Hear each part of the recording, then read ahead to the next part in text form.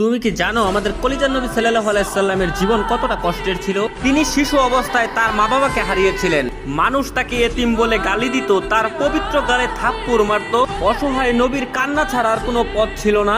নবুয়ত পাওয়ার পর তার আপনজনরাই হয়ে ওঠে তার চিরশত্রু। তাকে পদে পদে হত্যার চেষ্টা করা হয়। মানুষ তার শরীরে ময়লা আবর্জনা ছুঁড়ে মারত, তার রাস্তায় কাটা বিছিয়ে রাখতো। মানুষ তার শরীরে পাথর মারত।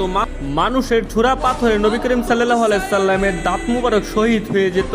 নিকৃষ্ট পাষাণরা নবীর পবিত্র মুখে থুথু পর্যন্ত ছিটিয়ে দিয়েছিল। নবী করিম সাল্লাল্লাহু আলাইহি সাল্লামের কষ্টের দহন আরো বাড়লো যখন তার শিশুকালে কলিজার 3 পুত্র সন্তান ইন্তেকাল করেছিল। আবার কলিজার নবীর ঘরে চুলাও জ্বলতো না। ঈদের দিনও তিনি না খেয়ে ঈদগাহে যেতেন। ইসলামের জন্য আমার নবী 3 বছর গাছের পাতা খেয়ে বেঁচেছিলেন। এত কষ্টের মাঝে থেকেও আমাদের কলিজার নবী আমাদের জন্যই শুধু কেঁদেছেন। আমার এই অসহায় নবীকে যদি ভালোবাসো তাহলে কমেন্টে লেখো আই লাভ মুহাম্মদ এবং